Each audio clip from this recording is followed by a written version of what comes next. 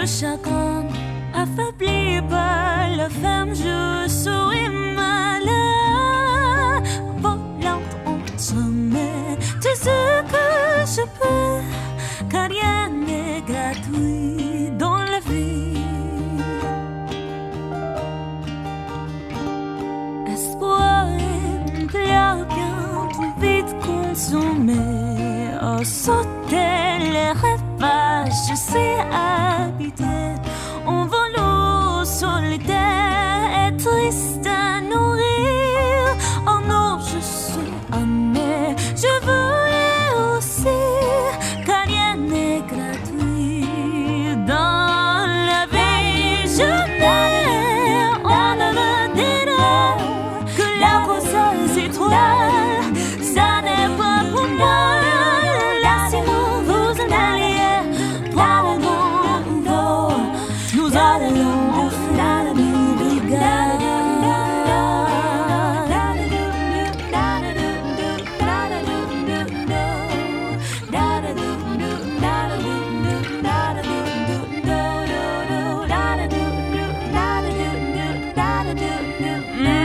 Les fêtes vont enfin commencer.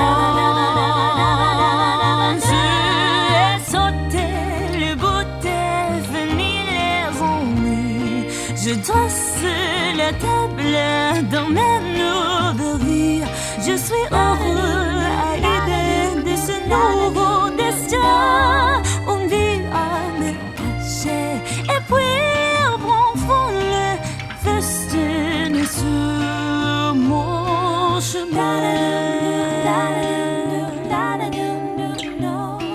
On vit à me cacher, on puis on prend fond le festin sur mon chemin.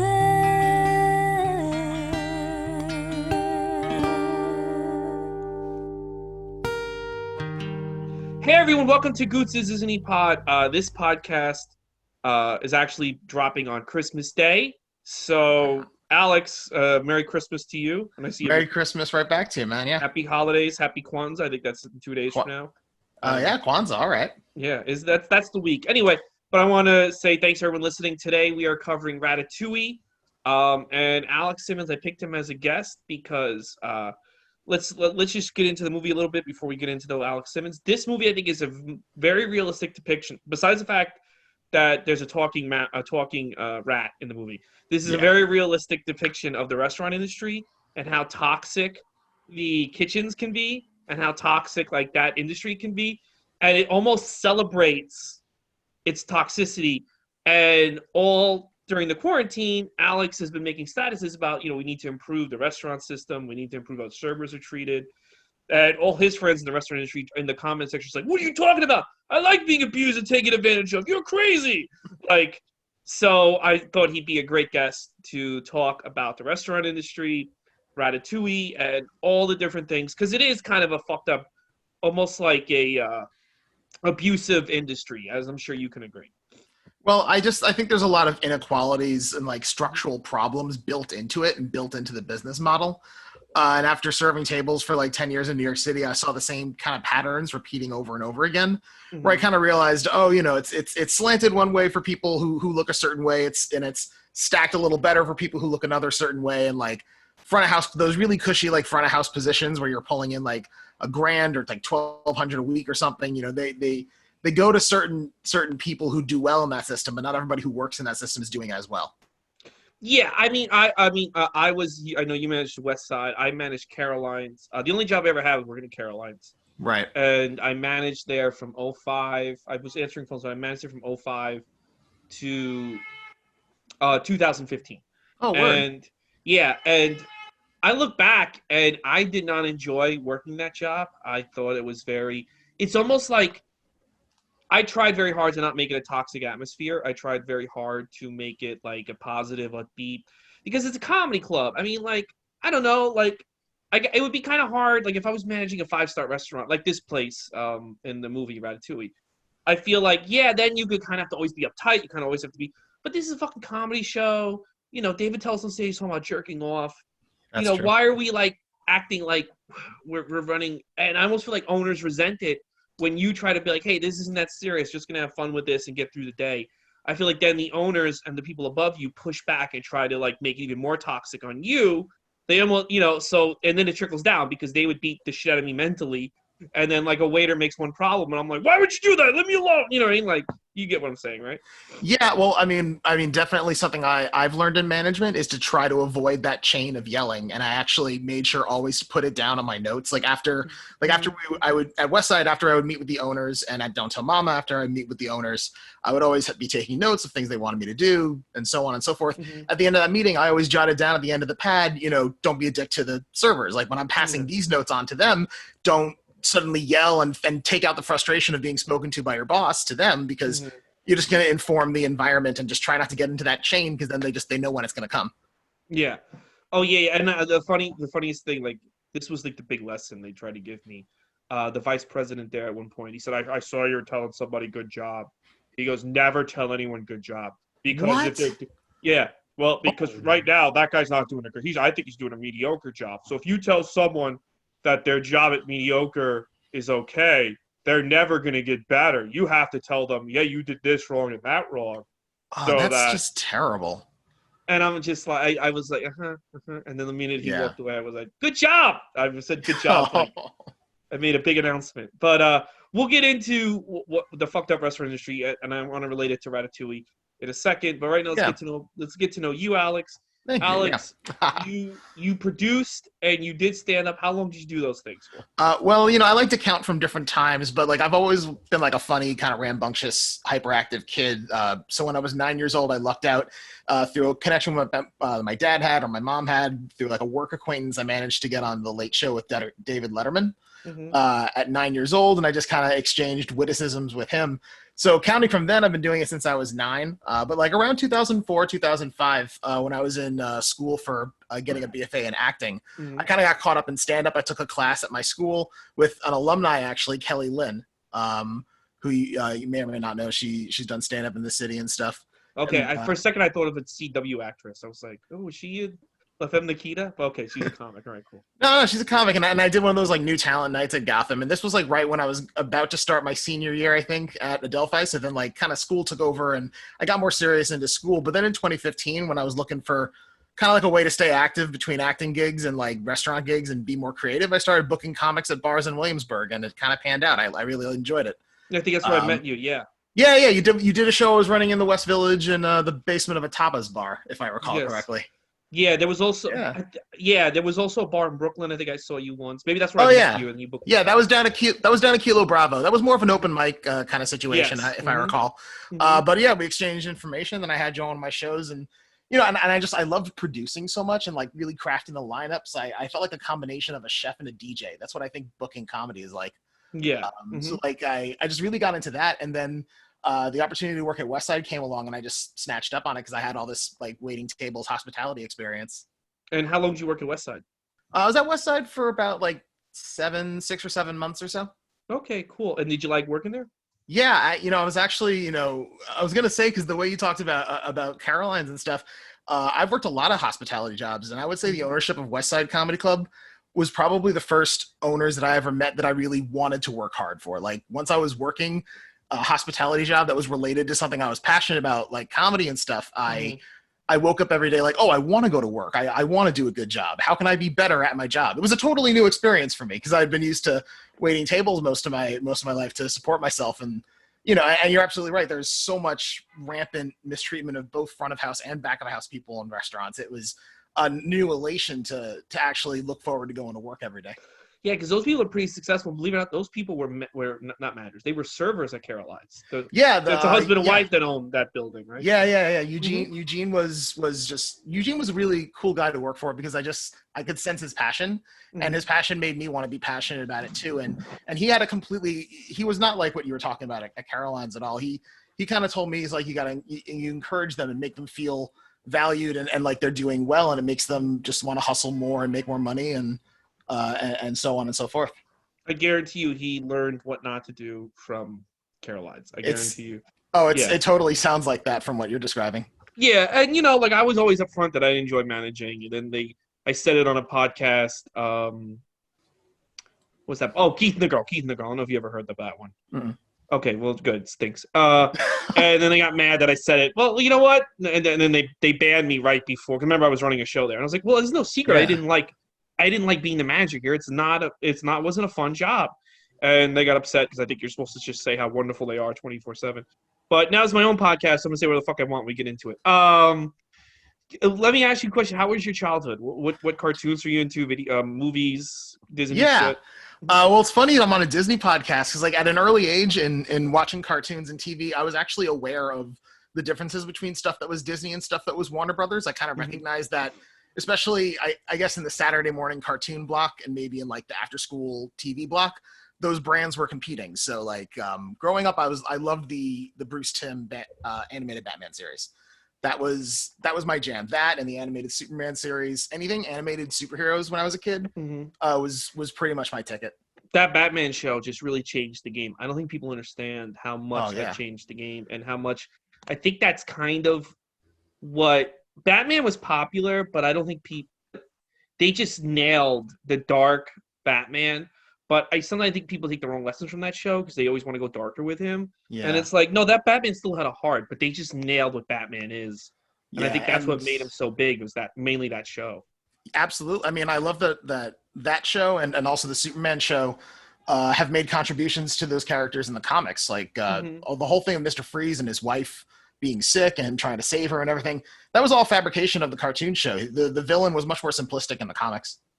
And Harley Quinn started on this show. Harley, yes. That was the one. I was thinking Marcy, the driver for Lex Luthor, was also one of those characters. But yeah, Harley Quinn was started by that animated series. I love it.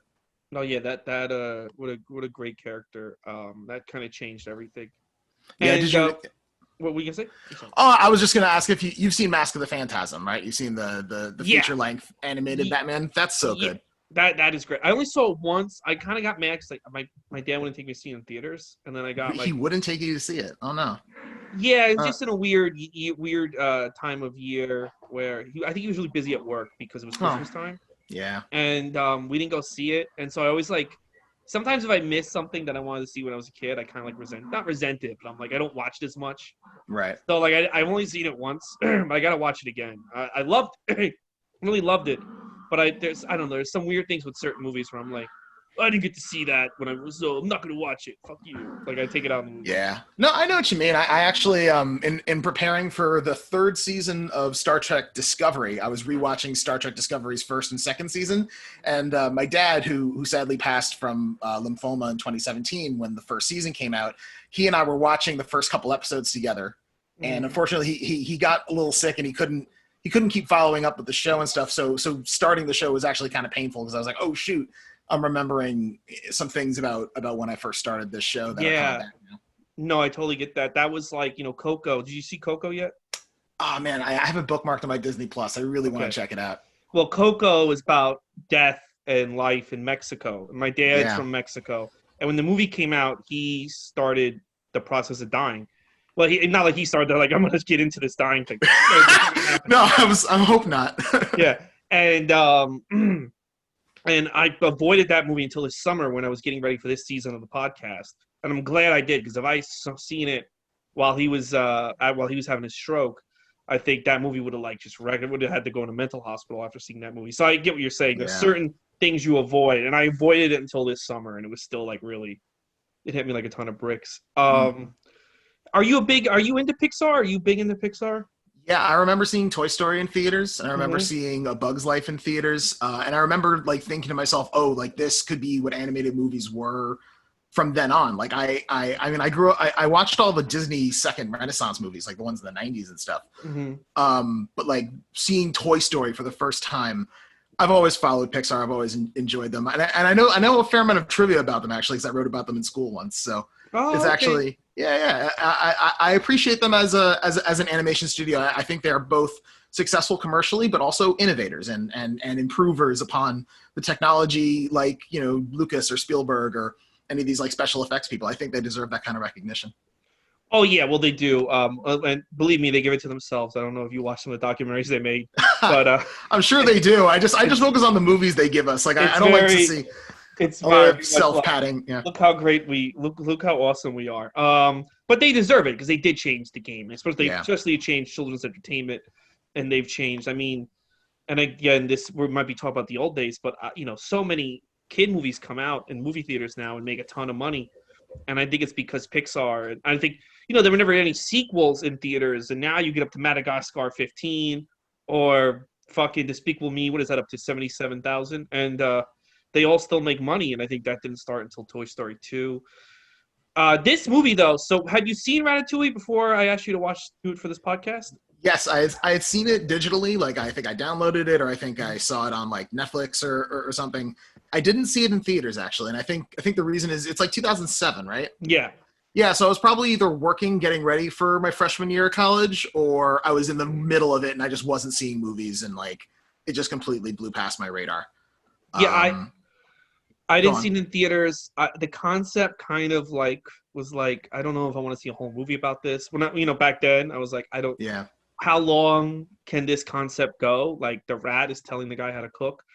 But once I finally saw it, I think it's a great movie, but it's a very strange movie, and we'll get into that in a second. But I think it's great. Did you enjoy it? Rewatching it? I did enjoy rewatching it. I think Patton Oswalt nails it, just in terms that like I do voiceover. I do commercial voiceover, but like one of the reasons I always love the Batman show or like an animated superhero show is because I like the vocal work, and I liked imitating the voices from the shows and stuff. So in terms of a vocal performance and bringing a character to life with just your voice, I think Patton Oswalt really nails it, and he makes a sympathetic character that you want to follow, and you're like, oh man, his family doesn't like what he does, but he's so passionate about it, and like devastating thing happens. We'll get into like what happens in the movie and stuff, but it's a sympathetic story with a sympathetic character. It's got maybe like a conflict or a villain problem, like the film shifts focus a bunch of times, but I still like it.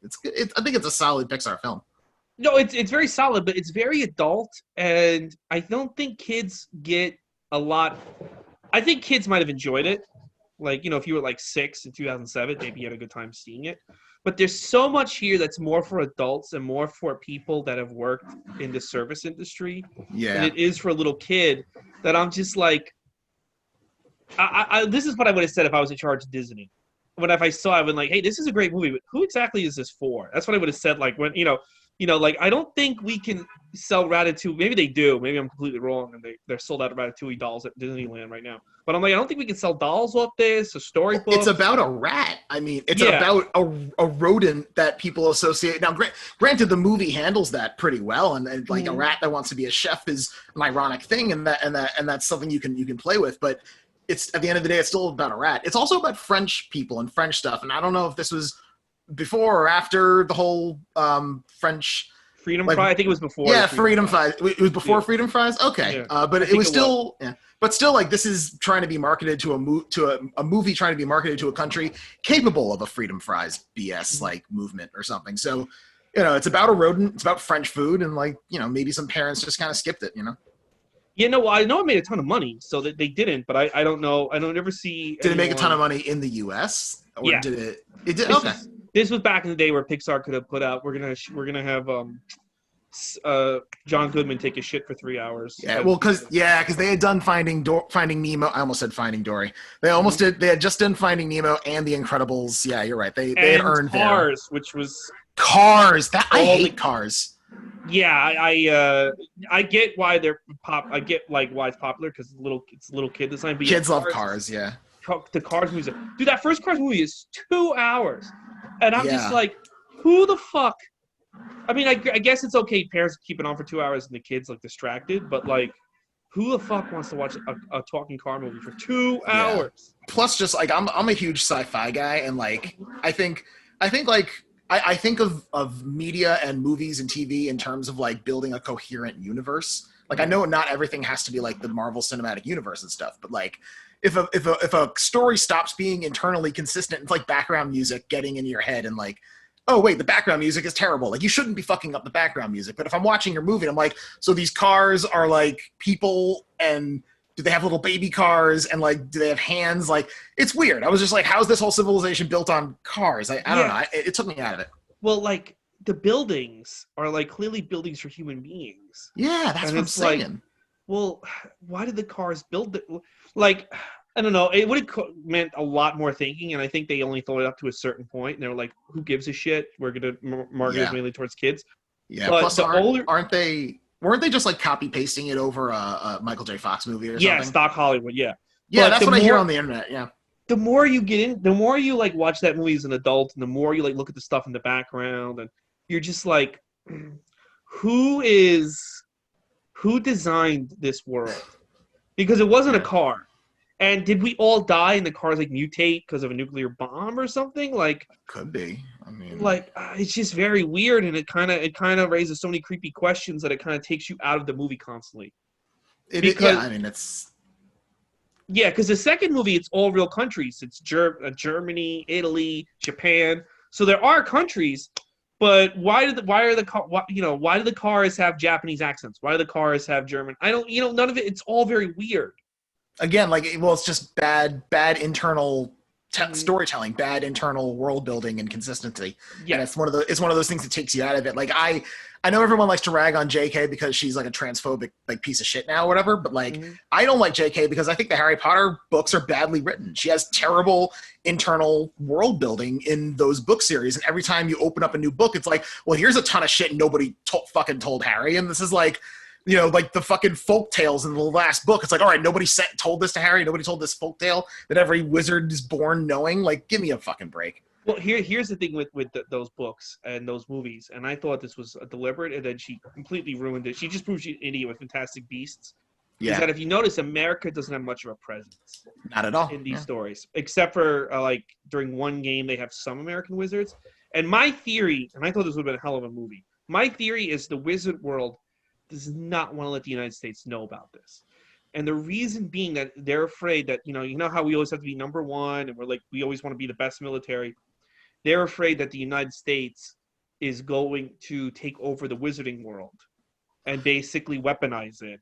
And basically, so they have to keep it from us. And they let, and the wizard world has let the United States win the Revolutionary War and let them win world, grow, but they're like, all right, let them grow in this field because we don't trust them with the wizard shit.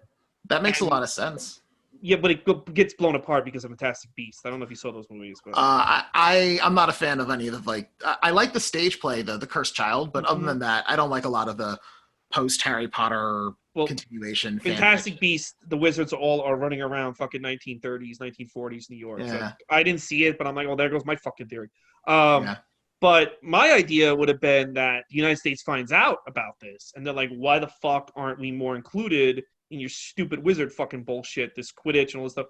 And they basically, like, you get a president like Trump basically go on TV and be like, there's wizards and they have all this power, and we're going to go get the fucking power. And then it's the wizard world versus the United States Army. Which I thought would be interesting. The U.S. goes to war, and like with the wizarding world. I think that's a solid idea, and also there's stuff in the books to support that theory, because in the first book, when Harry asks Hagrid how come we don't tell the Muggles about us, Hagrid literally says they would want us to use magic to solve all their problems. So yeah, I mean, it makes perfect sense. This would be like the perfect time to do that story, is that everyone's blaming Trump for the coronavirus, and then he finds out that it's Wizard World, and then it's like, well, why the fuck haven't they done anything? And then all these people, these anti-mask people, these conspiracy theorists, they get the public riled up. Like, we got to go after them. The mug. They get them. I don't know. That'd be interesting. They're never gonna do it. Instead, they're gonna just keep doing nonsense. Let's get into Ratatouille. Ratatouille. So the movie starts. It's being voiced over by. I always call him Ratatouille, but that's not his name. What's his name in the movie? Remy. Remy. Yeah, it's Remy. Remy. Mm-hmm. So Remy's telling the story. And it's about him and his little rat family. They scour for food, but he has a really good sense of smell, and he can tell where there's rat poison, where there's not. So he, guides his rat family eat the right food, but he's falling in love with cooking, and he sees this TV show about Chef Louis, who says anyone can cook, which is kind of the theme of the movie. And they're basically in this old woman's house, and they're raiding the house, and they're eating her cheese, and then she finds out there's mice. They all come crashing through the ceiling. And she chases them out. And up until this point, this is basically a very much a kid's movie. What did you think of all this before we get to the restaurant? I think it was, I mean, just exposition set up where Mhm. they're telling us who Remy is and like what he does and stuff, and setting up, you know, the movie and everything. I like it. I mean, I can regress momentarily, like when I'm watching Yeah. a movie and just like get into a kid's film, and because I think also kids films can offer some really deep stuff sometimes Mhm. that makes you think about it after hearing. We'll get to that actually. I wrote down something, a line that kind of stuck with me in the movie, but yeah, I mean, it's solid. It's solid setup again. Like you're ripping off the Band-Aid. It's about a rodent. It's Yeah. about a rat. If you can't buy in right now that you're you're receiving a story from a rat, then you're not going to be into this movie. So I'm in from the start. A cooking rat. Let's go. Let's do Yeah. this. But here my thing with this first half is I really feel like this is definitely a kids movie. It's centered towards kids, and here's where it goes. I think more towards adults, and I think it is just completely. I think Brad Bird was basically I don't give a fuck if the kids like this or not. This is a story I'm telling. So the Ratatouille, fuck, I keep calling Ratatouille. Remy, they should just call him Ratatouille. I'm sorry. Yeah, save some time. Yeah. So Remy goes, gets lost from them, finds his way to Paris, and finds his way to Chef Louis' restaurant. And in the restaurant, we see the chef is a toxic fucking asshole who lords his power, just like at most bosses or most. The chef I worked with was a fucking cunt. He would just scream at everybody. He would just yell, and he reminded me a lot of this little guy. What was this guy's name? The new chef. I don't know. I can get the Wikipedia. You know what? Yeah, let me look page at. up Let in me. front I of me always here. had the Wikipedia page up, so let me get that up. Ratatouille. Okay, wait, I just had it. But he's at the restaurant, and the the fucking guy shows up for the job. You know, Yahoo sucks. I type in Ratatouille, it gives me the actual recipe. I'm like, no, I want the movie. It's a fun dish. Have you ever had it? No, I want it now. Yeah. Chef, Ratatouille also works if you've ever been to Paris or know anything about like Parisian cuisine and French film. Not that I know about French film. I'm not that much of a snob, but like as someone who I've been to Paris once in my life, so like a lot of stuff in Ratatouille made sense after I had been to Paris. Oh wow, Ian Holm is the chef. Chef Skinner. He's the evil chef in charge. Skinner. Oh yeah, the short guy who's like mining the chef's name for all the money and stuff. Yeah. Yes, and Lou Romano is Alfredo Linguini. So Linguini goes there for a job, and at first he doesn't want to hire Linguini, but Linguini's like the son of a woman who used to work there. Well, we don't know that yet when he first arrives. Okay. He comes in with a letter. Remember, he comes in with a letter, hands it to the little chef, and the chef is like, "All right, well, we'll get a steward, a garbage boy, or something." Yeah. And he doesn't know about that yet. Yeah, but I thought, the moment they get into the restaurant and humans are interacting with each other, I thought they really nailed the kind of like vibe of working in a restaurant or a club. Absolutely, 100%. There's this weird line where the guy's kind of nice, but he's always on the verge of becoming toxic, which is, the chef. I gotta get the name again. Chef Skinner. And like the other guys they just deal with him. They're just like, well, we already hired him. You know what I mean? Like they're, and there's this all the thing too with the restaurant, and this was big at Caroline's, was that there's this weird sense of family, even though you're completely toxic and you're completely horrible to each other. Whereas like, well, you got to hire this kid because he is the son of this woman who worked with us. So he's part of the crew. He's got to be let in. Like, you know what I mean? But like at the same time, it's like, yeah, but you're all awful to each other. Like, you know what I mean? Like, they really nailed it, I thought.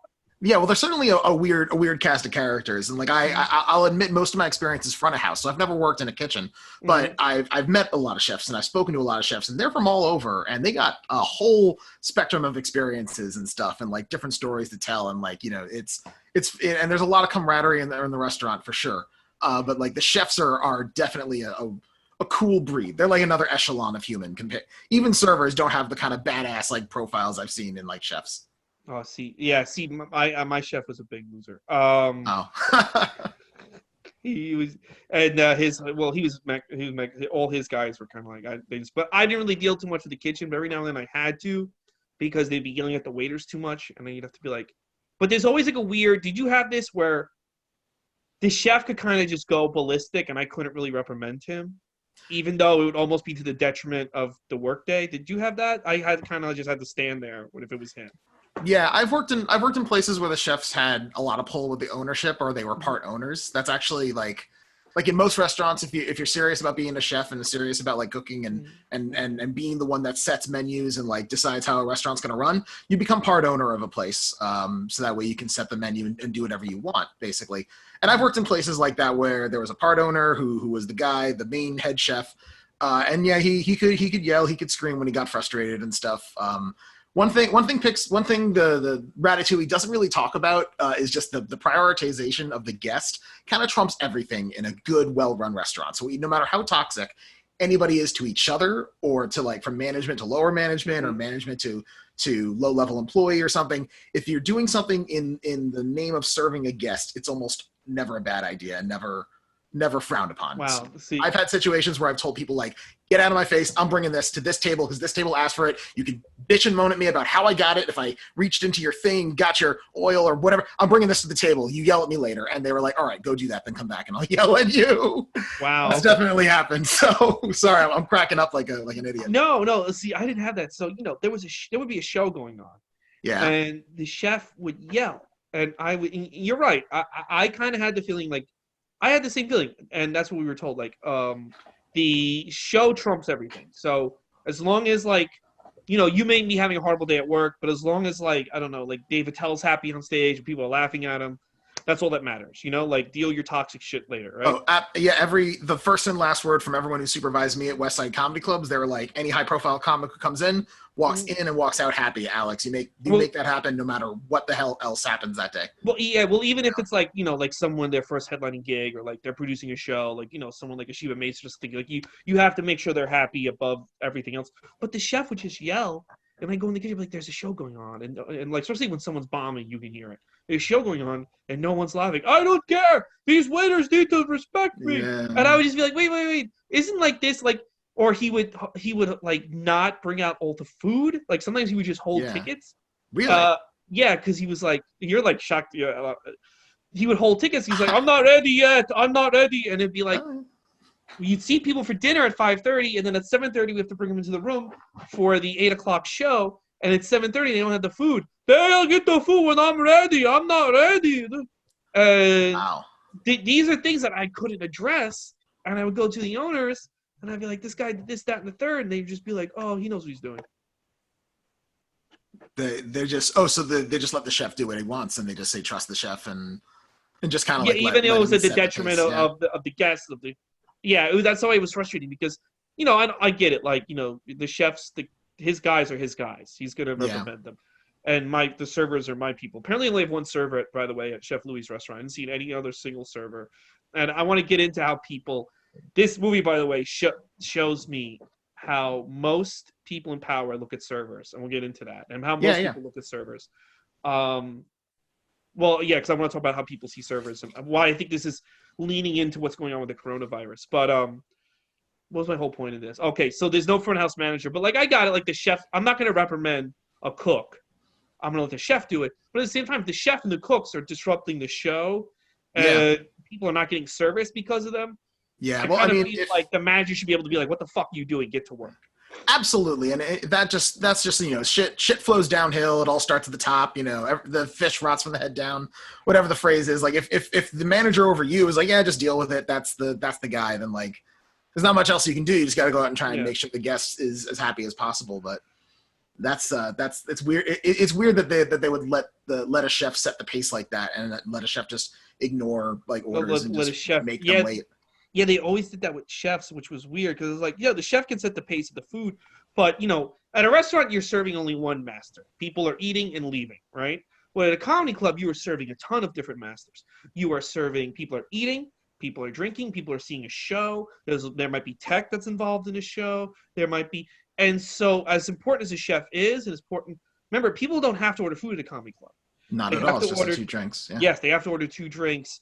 And they're mainly there to see a show. So I feel like everything should fall in line to the benefit of the show. And if the chef is in the way of the show, I feel like the house manager should be able to say, you're not cut to bullshit.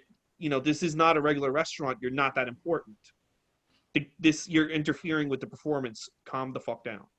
No, absolutely. Everything should be in service to to the show and to the main thing that everyone's there to do, which is have a good show and have some good food. It's better to get the food out at the beginning of the show because like whoever's on stage wants everyone to have already eaten and just be sipping their drinks to get all the good jokes that he's going to tell in the last like 20 or 30 minutes of his act when he's like really bringing it home and shit. Like nobody wants to be munching on a sandwich like, 40 minutes into an act, right? Like who wants that? Yeah, because if I'm hungry, sometimes if I'm really hungry and I'm eating the food and I'm watching a TV show or something, I mainly just focus on the food. I'm like my mind's wandering. So I'm not going to be able to like chow down on ribs and fries and laugh at everything Bill Burr's saying, even if Bill Burr's right in front of my face. But if I'm Bill Burr and all I see is because it gets very dark, 5 people eating a fucking rib sandwich, a McRib, and just, that's going to throw me off because I'm like, am I bombing? Why are they so focused on the McRib? Yeah. I mean, if I were Bill Burr, I'd be thinking, why didn't they serve the food when the other guys were going up before me? Isn't that why we put people up before me before I come do this show at this rinky-dink club? They can't get their goddamn food out. I don't know. I'm not calling Caroline's a rinky-dink club, but I'm just saying, like, no. I'm just thinking from the perspective of a guy like Bill Burr or someone of his station. That's probably what they're thinking. Well, no, exactly. Well, it wasn't. They would let these chefs run wild, and basically it was like. I don't know. I think sometimes, especially the comedy club, the staff needs to be reminded while you're important and your voice matters in business things, the most important thing is the comedian on stage. And if you interfere with that, you're expendable. That's just the way it should be presented to people. Like, yeah, you're important. We're a family. We're a workforce. We're a team. Do not get in the way of the performance. Do not fuck up this vibe. But anyway, it's pretty solid. It's a pretty solid motto for any club or venue or anything, and even a banquet hall, or like a wedding, like the wedding is the most important thing. It doesn't matter that you and the girl serving drinks had an awkward night at the bar last night. Fucking leave it somewhere else. Let's get through this fucking wedding, and then we could duke it out in the streets. So Linguini, he's cleaned the kitchen, and he puts he fucks up the soup. He starts throwing things in the soup to try to be a cook. Yeah, he only spills some of it, so he's got to fill it up and try and make it look like he didn't spill it. Yes, and Remy sees it like he's going to ruin the soup, so Remy jumps down, throws some other stuff in the soup, and everyone loves the soup. But the chef hears that Linguini. Now remember, when Linguini first came in, he was very nice to Linguini. Like, hi, Linguini, nice to see you. Da-da-da-da. The second he thinks Linguini fucked up, he becomes a different fucking person. Oh, yeah, he's ready to rip him apart. Yeah. I've seen that. I've seen that where people have come in, and the GM is like super nice to them. It's just like a family. This is so great. And then 40 seconds later, if they think that person fucked up, and that person thinks like, oh my god, everyone here's so nice, they fucking run out like, what the fuck is wrong with you? And then they realize like, oh shit, I'm not in Kansas anymore. And that was they nailed that here in this movie too. I'm having a lot of PTSD with this movie. I don't know if you can tell.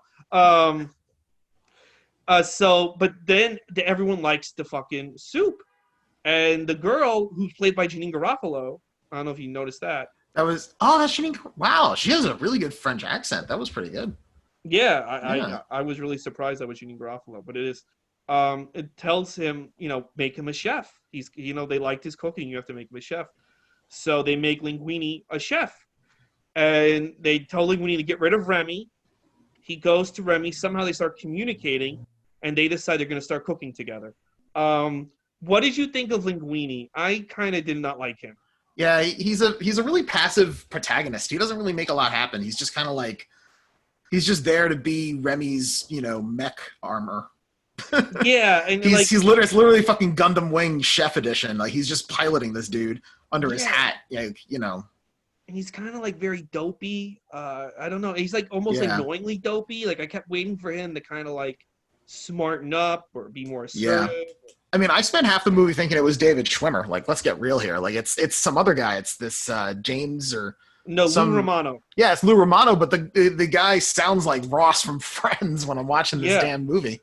But he's not really the protagonist. That's the thing. Like, he is a vehicle, literally, for Remy to interact with the show, which comes to the whole kind of like the problem with the film we talked about before. It's about a rat. So like, how do you get a rat into the kitchen and like make the chefing make sense? Okay, he pilots the dude, and the dude is just like his glove, Yeah. So then we get to the next part of the movie where I keep calling him Ratatouille. Remy. you have a Post-it note? You want to stick that on your wall or something? I'm looking at the voice cast on Wikipedia as a cheat sheet. So fucking Remy Ratatouille. I'm gonna just get that's his last name, right? Remy can mech control Linguini by his hair. So Linguini kind of rises through the ranks. So there's 3 storylines going on. Linguini's rising through the ranks of the restaurant. He's falling in love with Jean Garofalo, Colette, and Chef Skinner is trying to prove that the rat is controlling Remy. He's also trying to hide the fact that Linguini, the rat is controlling Linguini. That Linguini is actually the real son of Chef Louis, and that this is actually his restaurant. So there's like 3 storylines going on in this part of the movie.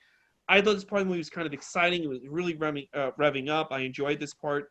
I also loved in this part where Colette gives the speech to Linguini about the chef, about the kitchen. My doorbell just rang. Can you give me 3 seconds? Yeah, do your thing. So sorry about that. Had a weird thing with FedEx, but we're back. So one of my favorite parts is where Colette gives Linguini a speech about the other chefs and about how like some of them are like, like they're very like weird people.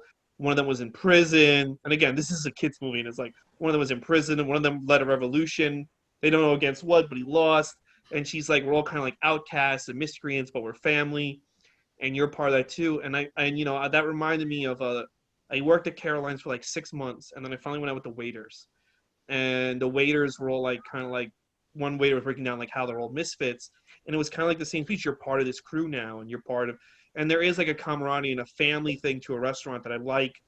It's also kind of false because when you leave that job, not a lot of people still adhere to it. You know what I mean? But like I did love that speech, and that's kind of like you do kind of feel like an outcast.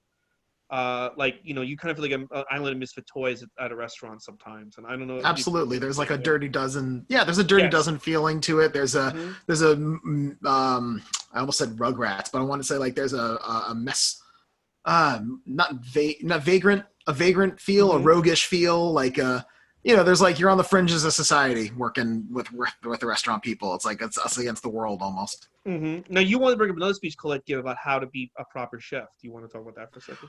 Yeah, just a lot of the stuff that they talk about. Well, first off, here's a detail that might be cool for you to know. All the pots and pans are made of copper in that restaurant, and actually copper pans and pots, and also copper coverings for the stovetops. Like all this little circle stovetops you see, those are copper plates, I think. Either that or they're like some kind of induction or electric stove maybe. But like having all copper stuff is like a mark of a really good kitchen, because copper distributes heat the best out of any other metal when made into like a pan or a pot. But it also requires constant buffing and polishing and maintenance. So the idea is like, look at us, we got our copper stuff because we keep it so clean. You know what else is clean? Our food. And that's why we're so awesome and stuff. So like they like you can look it up online, but they conference with someone who's got like 7 Michelin stars to their name to make this movie and to make the kitchen like lifelike. Like a lot of stuff you're seeing in the kitchen, and also getting into this lady's speech, a lot of that stuff about chefs is absolutely true. Like when they yell, it's usually because you left behind a mess. Like no one's gonna yell over like, yeah, well maybe you're also not moving fast enough, but like no one's gonna yell at you for any kind of shortcoming that like a human can't possibly do. Like they don't expect you to be a robot, but like if your station is dirty, they get really, really angry. Like I worked at a place for a while. It was called Upland, and it was a really, really well-to-do restaurant. Obama came down, Bill Clinton came down. It was a really important restaurant, really, really nice spot. And in the employee handbook, it literally said the kitchen is silent and spotless, and it was every day that I worked there in a shift. And cleanliness is a really important thing for chefs. Yes. Just a shame that it wasn't an important thing where I work. Okay, so that's all I'm saying about that. So, okay, let me just tell you this. Oh, God. But when the health department would come, the kitchen would get written up, right? Never the bar, which I'm in charge of. Somehow I would get yelled at. And it's like, wait a minute. I literally have no say over this guy. I literally can't tell this guy what to do. I literally can't expect his work. But it's my fault that, like, we got points taken off for something that, like, I will be fired if I go against this guy. But it's my fault. Yeah, no, I mean, it's important that we have a health department in the city and stuff. And And like a couple of years ago, I think in the mid or early 2000s, they started paying the health inspectors enough that like the bribes weren't as effective anymore. Mm-hmm. And then they made the new rule where they post your grade up outside the restaurant. But like, yeah, like I think it's important that we have these like health inspectors come down, but it's very shady sometimes. Well, It used to be more shady. I think the bribes have shifted from the health department to the COVID police because I heard some places are bribing cops so they can like do whatever they want in their restaurant right now. Wow. Yeah, that's what I've heard. That's the word in the street here in New York City during COVID. Yeah, well, I mean, the restaurant lobby as a whole is like leaning on governors to let them do indoor dining, even though like literally people are getting COVID because they're spending time indoors with people they don't live with. And like, what do you do when you go out to eat? And like, people are going out to eat and they're doing that stuff and fucking. But it's because these restaurant lobbies are leaning on Cuomo. They're leaning on the governors because they want to stay open. You know. Yeah, well, there was a guy in Detroit who owns like a ton of fancy restaurants, and he bought like 4 more during the pandemic, and he was trying to get every restaurant owner not to close, be like open no matter what. And people are like that live in Detroit, like it's easy for him to say he owns like 6-7-star restaurants. Doesn't matter if he gets fined.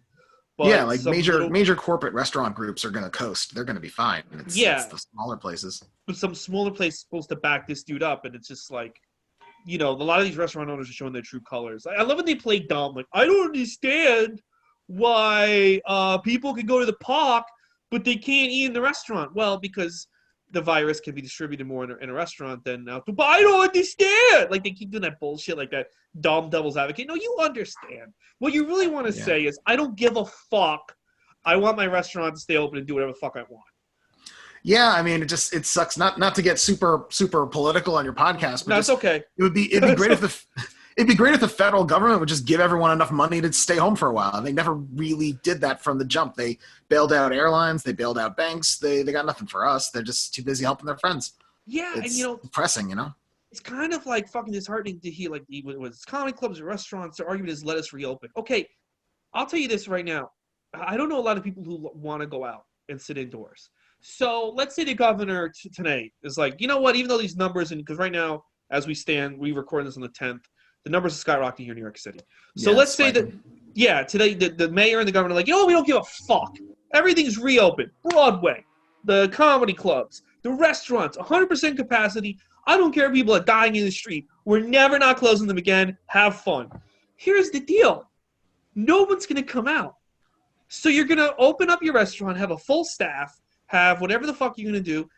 And now it's like you can't go to the government for bailout because they're going to be like, we helped you out. We are ignoring the fact that there's dead bodies falling out of the hospital windows to let you reopen your fucking dance club. It's not our fault no one's coming to the, you know what I mean? Yeah, I mean, patronage and business is just falling in general because of COVID. Like, and people who want to keep operating, if anything, buy a heat lamp and just keep doing shit outside. Like everyone's, I don't understand people in a rush to go inside. Yeah, and my thing about this is that instead, fight for help. Instead, the restaurant owners should be like, we want to comply. We want to make sure everyone's healthy, but we also don't want to lose our business. We need help. We don't want to break the law. We need the government to help us. And if every restaurant owner, every comedy club owner, every big performer, every big Broadway star got together and said that, I think the government would listen. But instead, people are just arguing because, and this goes to my thing at the end of the movie, I don't think people see waiters as human beings. So, like, they're literally like stormtroopers in people's heads. So it's like, no, reopen the restaurants. My waiters want to work. I know all the people that are waiting tables right now, they're doing it because they have no choice, but they're really putting their health at risk. No, absolutely. And I was reading some really disturbing stuff. Like 40% of women who work in hospitality are saying that like guys are saying like really dumb shit to them. Like, hey, pull your mask down. Let me see if I want to tip you, or pull your mask down. Let me see if I want to take you home. And also like a lot of these restaurants, they're not hiring like a security guy or having a manager to like make people comply. They're telling the servers to do it. And like, I don't know. I mean, I waited tables for 10 years and the game hasn't changed all that much since I got out. But like, last thing I want to do is tell my table, hey, wear a mask when you go to the bathroom, or like do any kind of like compliance enforcement with them. They're the ones that decide if I pay my rent, like. Yeah. And that's the thing. Like, yeah, they don't have security. They don't have anything. And you're just some one little girl out there on the floor trying to tell people to do this, that, and the third. It's like people just tell you to fuck off. They won't tip you, or Yeah, I'm and people hearing are that, tipping less in the pandemic too. Like ain't nobody yeah. got money, you know. Oh yeah, I saw someone. I saw someone tweeted or made a post. A waitress that was like, nobody's tipping right now because of the pandemic, and people were just going off like, why should we tip? There's no jobs. You just be lucky you're out there. Be It's like, wait, lucky to make $2.13 an hour. Like what the yeah, fuck? you don't want to raise minimum wage. You don't want anyone to tip. Yeah. And that this goes to my thing where a lot of people in power, and I think this is the problem, and I think this is the problem with the restaurant industry. A lot of people in power don't see, and I'm including Brad Bird in this, because the way he kind of like portrayed waiters in this movie, they don't see waiters as human beings. They just don't. They see Well, them. at the level that this restaurant operates at, though, like having previously had 5 Michelins, I'm assuming they're Michelin stars, but like Yeah. after having 5 big important stars, you know, that is, you know, I'm not saying that, you know, they don't tell you, hey, hurry up and serve the food, or like, hey, don't be mean to the guests. Like you don't suddenly get like all the shackles taken off once you're a fine dining waiter. But like when you're waiting tables at that level, like you're a really high skilled waiter. Like you know a lot about wine, about food techniques, and you're selling a lot of shit to this table. You're making a ton of money. Well, my thing, the cat sees a stray cat outside because it's moaning. Oh. My thing is, because doesn't only its cat sounds like he's dying. But my thing is with the movie is like with any restaurant, a waiter is part of the family, he's part of the crew. He's part of the story of the restaurant. And in this movie, the waiter really isn't. The waiter almost is like, it could have been anybody. Like I kept waiting, like the waiter's just there, like this table wants that table wants this, and then they just like, okay, go out, and he does it. He's not part of the story. He's not. And my thing is why I think this movie doesn't really see waiters as people. Is at the end, remember, Linguini doesn't learn anything. He's just as dumb at the end of the movie as he is in the beginning. And he's a waiter. He's like, well, this guy's an idiot, but he's really good at waiting tables. Because any idiot can wait a table. Well, any idiot can wait 1 table, but like, you know, try doing 6 in like Times Which is Square. what they gave you know? Linguini. Like, yeah, in Yeah, Paris. yeah. But yeah, no. Listen, I feel you, man. It's you know, I waited tables for 10 years, and it's definitely it's not a high skill job. Like there's it's not an easy job. It's not easy at all, and there's a certain finesse and puzzle solving to like getting your tables flipped and moved and like making your money and making service happen, like, you know, as a member of a team. But you know, you don't need a degree to wait tables. You don't need any special training. I have a food handler's license, but that was more for becoming a manager than waiting tables. Well, now you need that to be a bartender. A lot of my friend tried to be a bartender, and he hasn't got it yet. And I'm just like, dude, just go on the website and get it. Like, because once you get it, never expires. Yeah. Could that be because the managers basically tell the bartenders that you have to be the one that has it? Because basically the health code says somebody on the floor who's on payroll has to have the food handler's license. They don't want to hire a manager. Right, so they're telling bartenders these days just to get the permit, huh? Yeah, like you have to have it to be considered. My friend went in a bar, he got a recommendation, like, do you have the food handler's license? He goes, no, I can't even have this conversation with you until you have the food handler's license. Yeah, well, I mean, you do learn a thing or two about food safety. You know, it is a useful skill to have. It is good to have because, you know, like right away you're in more, like if I ever want to go back into the industry, which if I do, fucking shoot me in the street. But it is good to have. It's almost like this permanent thing, and you're more valued over other people by having it. So it is good to have. Back to the recap of the movie. They find out through a chase scene. You made a status earlier. Most Pixar films end with chase scenes, and this not Ratatouille, but most of them do. Well, it did have a big chase scene. It was there was one chase scene, yeah. Yes, the chef. You know why I feel like that? I feel like that's really the only type of action you can have in a kids movie without being overly violent. It's just 2 people chasing each other. Yeah, I mean, even the action in The Incredibles is like they're punching a giant bowling ball with legs. Like nobody's like punching or kicking anybody a lot in that movie. Oh, here's the one scene which I was like, I can't believe Disney approved this. The scene where Louis gets Linguini drunk to get him to admit he's working with a rat. That's strange for a kids movie. You know, I mean, it is 2007 though. It's not exactly like 1990 or like 80s or anything. You know. Look, I've seen some of the newer Disney kid movies, and they're almost like regressing. There's no villains in the new Disney films. Like I don't know if you saw Toy Story 4, I have not. Wait, there's no villain in Toy Story 4? It's been a while. I haven't seen it. I'm ashamed, actually, but I have a lot of the new movies. Okay, so Moana, Frozen 2, Ralph Breaks the Internet, Toy Story 4, and onward do not have a villain. Yeah, it's like this, like, oh, the villain was inside you all along. Yeah, like the villain is like yourself out. This is what they're...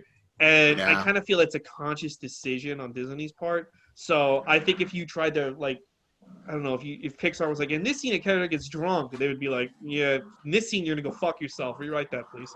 You know? because I think back then they were willing to let Pixar get a little bit more adult and more risky, but when I started watching all these newer movies, there's no villain. I'm like, that's a choice. That's someone made that choice. Yeah, I mean, there's a deeper integration happening with Disney and Pixar. Like Disney movies are looking more like Pixar movies now. Yeah. Like if you start from like Tangled and Frozen and you move forward, Wreck-It Ralph really feels like a Pixar movie too. So, you know. Yeah, well, Wreck-It Ralph is the first one where they tap into Pixar. Then like everything else kind of becomes like a Pixar hybrid film, Pixar Disney hybrid.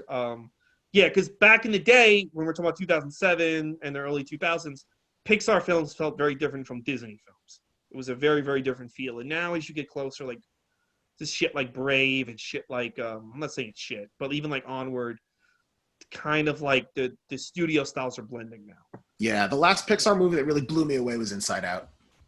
That was good, which did not feel yeah. Like that movie. I have a lot of thoughts too. I just want to know what those poor emotions are going to happen when that girl goes through puberty.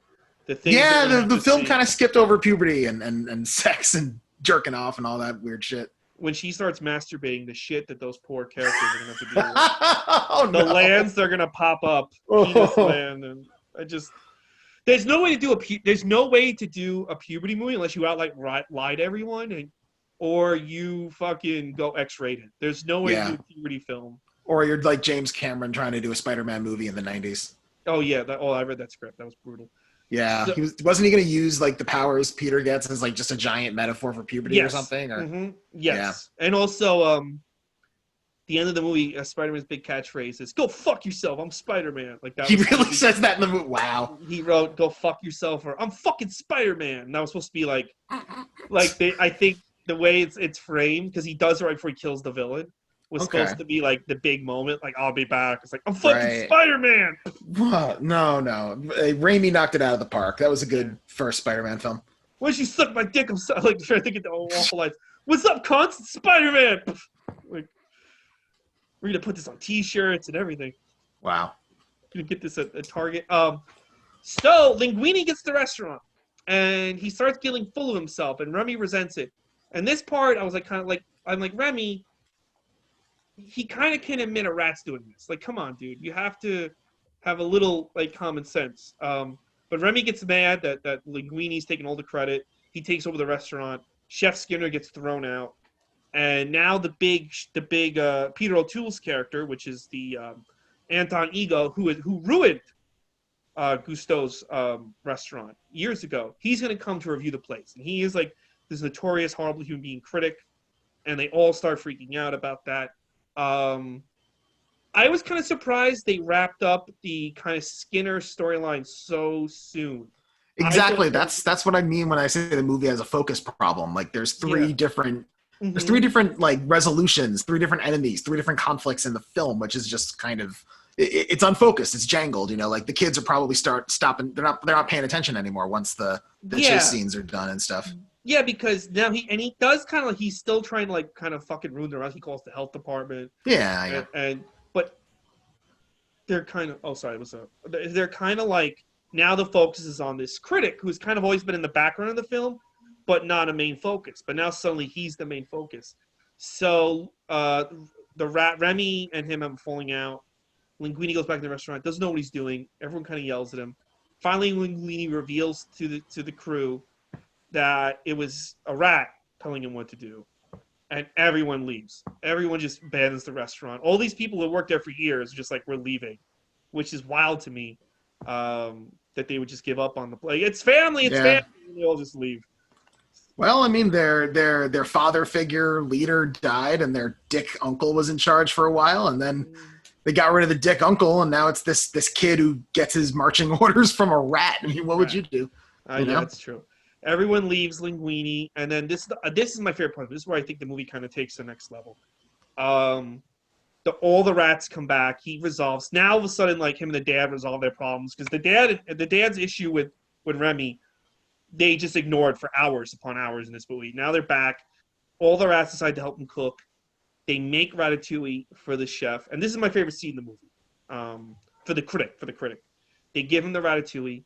The critic eats it, and he goes back to when he was a kid.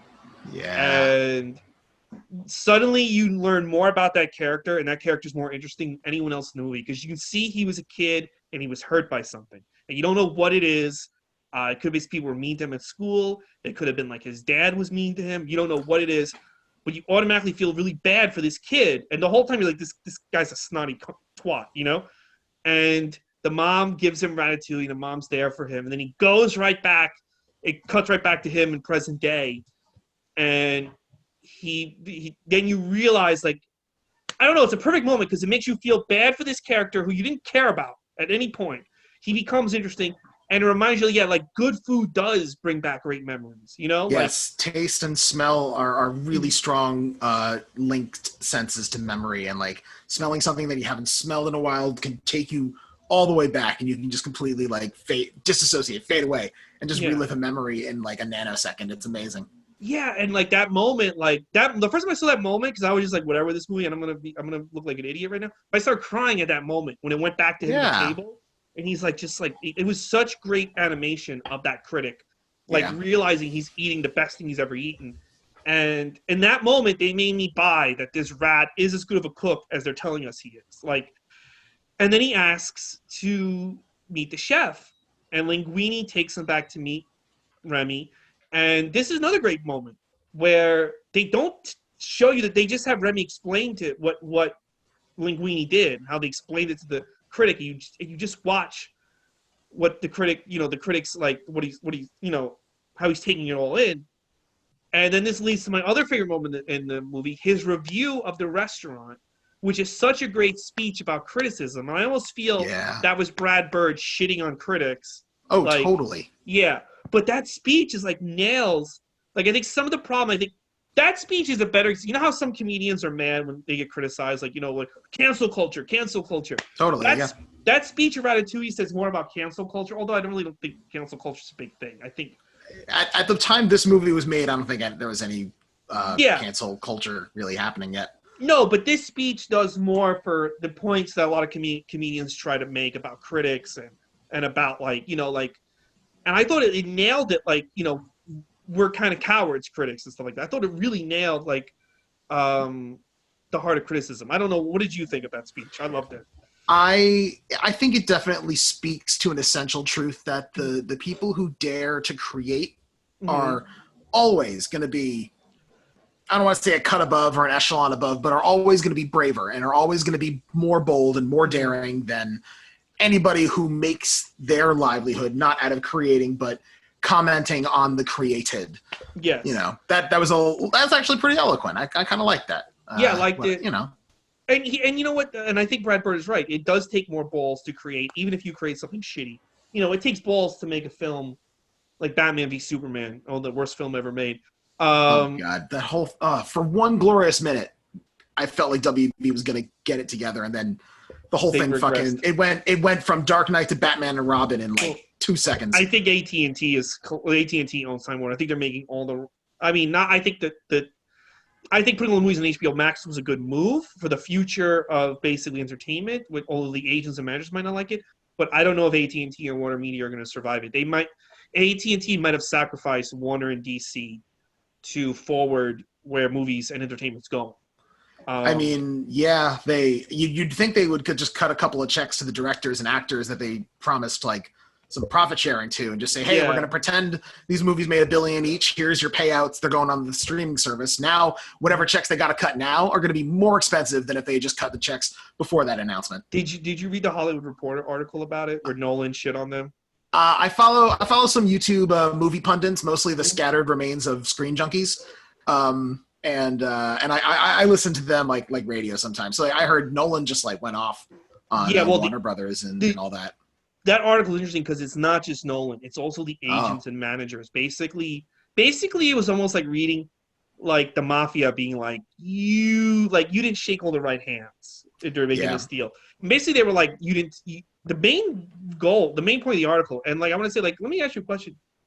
Like, this article is so tone deaf because a mother of 5 in Wisconsin that can't pay her bills, you think she gives a fuck all she cares about now, she's going to be able to see Tom and Jerry for only $15.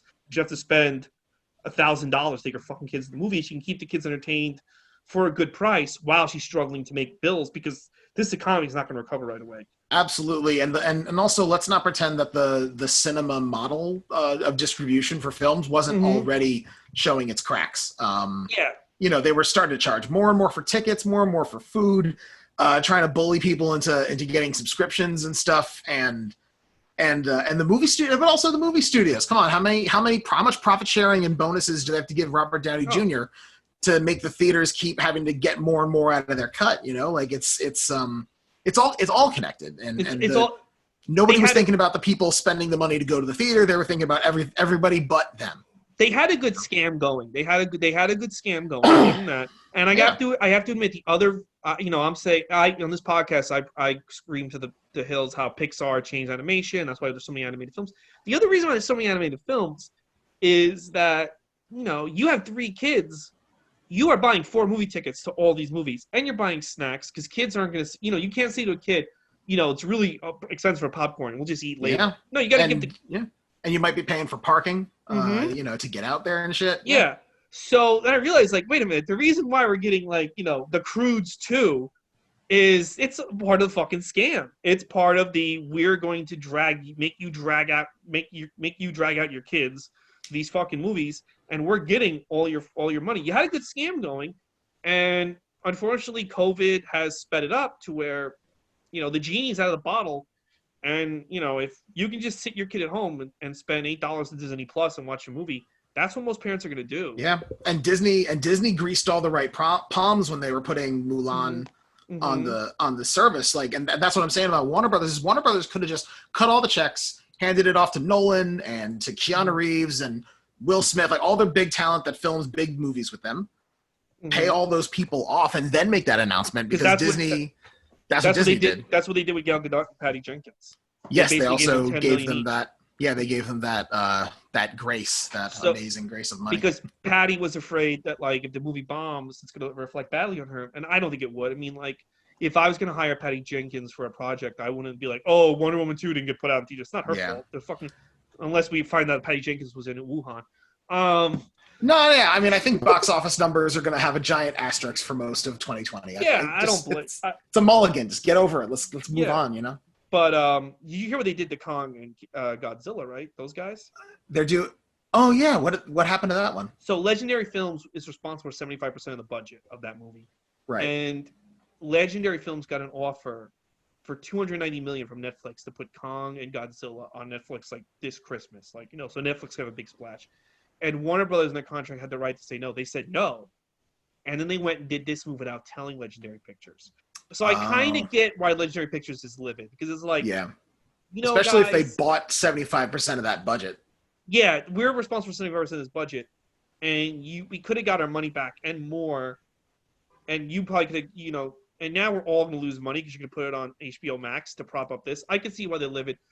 And honestly, I think Warner Brothers should immediately say to them, go take Netflix deal. But maybe Netflix will we don't even want the movie now, Yeah. I mean, if Warner Brothers is smart, they got to just cut a lot of checks. Also, cut a lot of checks. I mean, the AT&T owns them. AT&T is a pretty big company. They got the dough.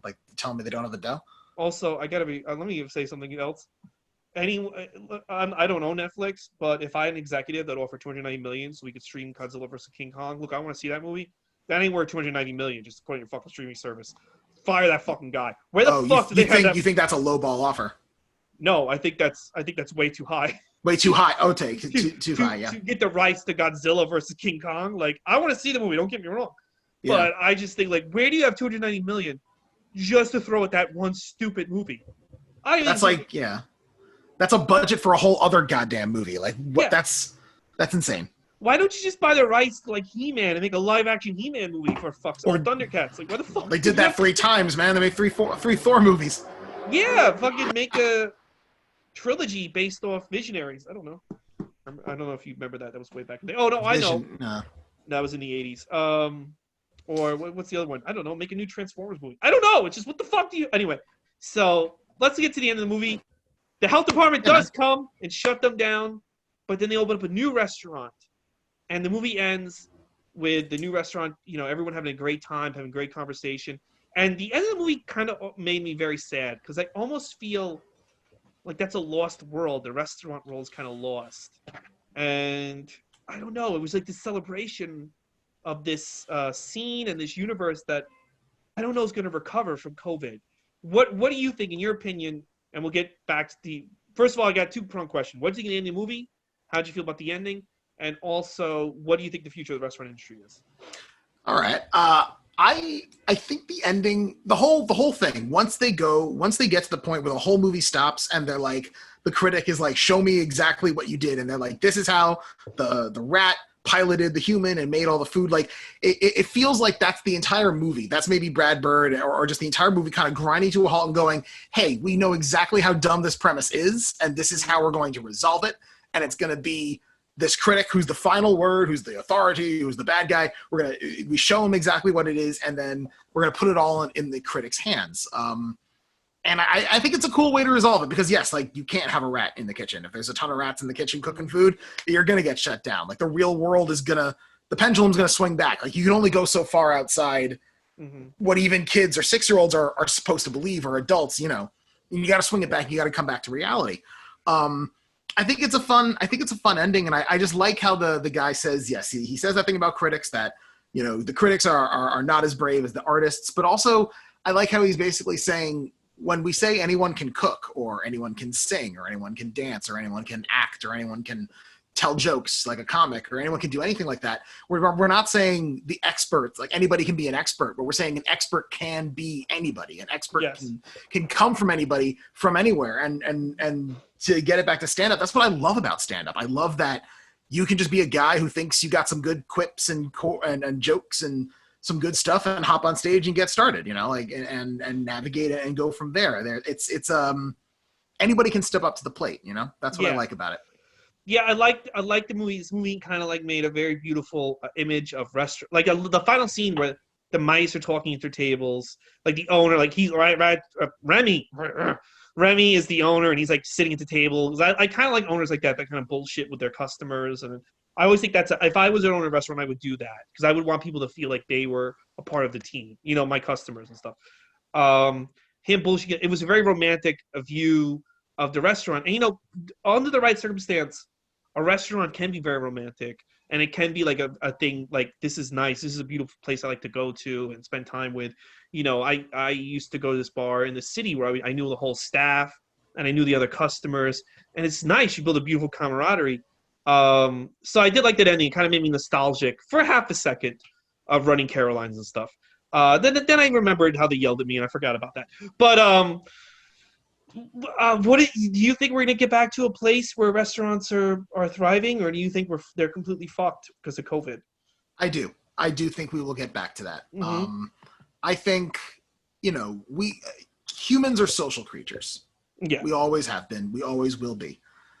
Yes, there is introverts out there, you know, and there are people who don't need energy from other people, or don't need a lot of energy from other people, and I would never try and act like they're outside the norm, but like, I think a vast majority of people do enjoy social contact from family and from friends, and people like the act of making new friends and stuff. And like, even with everything being remote, and with Warner Brothers, you know, putting everything on their streaming service and other studios following suit, we need a place in society to have first dates and to have work events and to meet people, right? Like, you know, like restaurants, you know, they serve that. Yes, they also feed people, you know, but like, do they not also serve that purpose? Like, I don't think movie theaters are really going to go anywhere. I could see it being more like, we'll have them in New York City. They'll do lots of corporate events and maybe put up old movies, and there will be new movies in them. But like, you know, in the outer boroughs and in like Westchester, like in less populous towns, maybe not every town's going to have a movie theater anymore, but like, you can still go to the city or go into the biggest town near you to see a movie in the theater if you want, you know? Kind of like how some people still listen to vinyl, you know, but some people still listen to vinyl, you know, but like, and there are people who cater to people who want to listen to vinyl, but more people have moved on to downloading an MP3. So I think the industry will come back, because also New York City is too valuable real estate and too well connected a city to fall apart like that. We got the goddamn UN here, you know what I mean? We're a major port in America. We got all the greatest theaters and venues and all that. We're still an entertainment capital. You know, anybody who says New York is dead is just, they're a rich person who can't prance around the city and buy stuff anymore. It's funny. Next week for Wally, I'm having James Altucher, who wrote the article in New York City's. He's really, yeah, he's going to be doing Wally, because I feel like Wally. This is why I asked him to do it, because I feel like Wally is if he's correct, that's going to be the end result of his article. It's going to be nobody on the planet, just one little robot. Yeah, we're just going to consume everything and burn out our atmosphere. And, yeah, so like that's the end result. Like if New York just goes deader, we're going to wind up on the set of WALL-E. Yeah. I'm born and raised in Brooklyn, man. I love this city. I love this town, and you can call me a starry-eyed optimist. You know, I'm a Star Trek fan. I definitely have that in me, so I'm not ashamed of it. But I just think, you know, yeah, a lot of restaurants are going to close. Some corporations are going to be able to coast, but people will come here, spend money, and open restaurants again. People will come live here again. COVID won't be forever, and people will still need places outside their homes and outside work. So restaurants are part of that ecosystem. I'll say this. So I've been living in Astoria. You know, I lived in Astoria my entire life. Astoria, especially around September, October, which is when I was having my outdoor shows, it was like nothing had changed. Everything was like normal. But then I hadn't been to Manhattan since March. I haven't really taken the subway either since March. I don't trust it right now. And I walked to Manhattan, and it definitely felt like a bomb went off. And this was like the aftermath. Fifth Avenue is dead. Broadway is dead. A lot of places are closed. What I think is going to be the future. This is what I think. And have you spent a lot of time in Manhattan since COVID hit, or not really? I actually have. So whenever I want to visit my mom, because my mom still lives in Brooklyn Heights, and I live in Inwood with my fiance Ashley. When I go to visit my mom, I usually bike there because, like, again, like you said, I don't want to take the subway too much. And I'm in good shape, and I can do that biking, and it's fun to go over the bridge and stuff. But yeah, Midtown is scary because I biked through it, and it's just there's nothing open, and some things are boarded up. Like whenever like political social unrest was on the rise, like in the last couple months, like it is a stark contrast, but it's not a ghost town. I wouldn't say nothing's happening. It's not. Well, no, there's some avenues where it's like 6th Avenue is still popping the other day. But like the weird thing was to me in 5th Avenue, walking on it on a Monday, was that you would always see people going to work. It was always mob 5th Avenue, no matter what time of year, especially now. This is the thing about Manhattan, because I used to remember I worked at Caroline's, but I remember like any time of day on 5th Avenue during November, December, it was just mobbed. And to see it empty, but have the stores all up with their Christmas decorations, just was very weird. What I think is going to happen is I don't think Manhattan is going to be the center of the city anymore. I think it's still going to be for certain things. But what I think people, you know, when I started doing stand-up, if I had a show in Astoria, my friends would basically act like I was doing amateur hour. They would only go see me in Manhattan because in people's minds, if you were any good at anything, you'd be in Manhattan. Like, you know, hey, I'm doing a play. Where is it? Whitestone. Oh, that must suck. I'm not going to go see it. Hey, I'm doing a play. Where is it? Off Broadway. I'll be there. That sounds amazing. Oh, my God, we're going to have a night out. We're going to go to dinner, see your play. You know, but I think that attitude has changed. I think people are going to be more than willing to go see a play. If you live in Long Island, right, and you work from home in Long Island, you're going to be more willing to go see comedy in Long Island, to go see a concert in Long Island, to go see a play in Long Island, because you're not – I think people are not going to want to go into Manhattan, at least for a long time. And I think will that change eventually? I think there's going to have to be a big shift. I'm not a Republican. I think one of the big shifts is you got to get rid of de Blasio. That's a whole other conversation. But I think short term, I think the outer boroughs are going to thrive, and it's going to take Manhattan a little bit longer to get back to that. And I think one of the big things is that I think a lot of companies they're not going to give a shit about human interaction. They're just going to be like, hey, it was way more cost effective to have people work from home rather than rent out this office space in Midtown. We're going to keep people at home. What do you think? I think you're right. Well, I do like actually that people who want to work remote can now work remote, and like we kind of rip the Band-Aid off that, because some people have to care for somebody older than them in their family, or some people have a disability, they can't work, they can't travel, or commuting is difficult for them, and I think that's absolutely great. Maybe not for everybody though. Like not everybody wants to have a home office. Not everyone wants to work at home. Like I certainly don't like that, and I did that through some of the early months in the pandemic before the recession kind of caught up with the company I was working for, and they had to lay me off. I'm sorry, buddy. But no, it's cool. I think I'm going to be starting a new job next week, so it took me a while, but I found something else. Well, it's a Christmas miracle. Yes, Christmas miracle for this Brooklyn Jew. Love it. But what were you asking me like about? I'm sorry, I think I'm sidetracking myself. We were talking about like I think that I don't think Manhattan's going to be the center of the city anymore. Yes, I think everything is going to get decentralized. Thank you. Sorry to get off track. I think everything will kind of get decentralized out of Manhattan, and I think you're right. Like the bar show kind of crowd will want to just stay in their own boroughs. They're not going to go into Manhattan. They're not going to go to the Cellar or to Caroline's because they're not going to want to get on the subway. And tourism might also just die down for a while because people aren't going to want to travel. Like we're getting the vaccine in a couple of months, but it's going to take almost another half a year before enough people have taken it that we're going to see a dent in and that's if people take it, because I don't know how many fucking people so many people have. I'm not taking that, and I'm like, okay, well then don't complain when the economy doesn't reopen. Yeah, you know? I mean, I may end up I want to take it mostly out of course because there are people in my personal life who have underlying health conditions. So if I want to protect them, I have to do this because I'm young and healthy and I can take this vaccine. But if Obama, Bush, and Clinton all do it on TV, I'll take it. Why not? If it's good enough for them. Well, if it's good enough for Bush, it's good enough for me. They give it to Bush, who's like arguably the second worst living president right now. So Yeah, and if it kills him, then whatever. Hey, you know what? Anyway, so the thing about it is when I would have my Monday Night Gooch show at Caroline's, the coat lady would always get a lot of bags because people would come directly from work, and I think that was easy. You're a new comic, like, hey, I'm going to do the Caroline's Bring. It's only $5. And if you're working in an office, I can walk there. I can go to a bar with my friend to go over work shit and then head right to Caroline, see a show, and leave. And it was convenient, I think, for a lot of people. And a lot of people after work, you get a very large after work crowd. Whether it was Caroline's or Broadway. Was that the same true with West Side? Did you see a lot of after work people? We would do some early bringer shows, like a Monday or a Tuesday, and would have like an after work crowd. Yeah.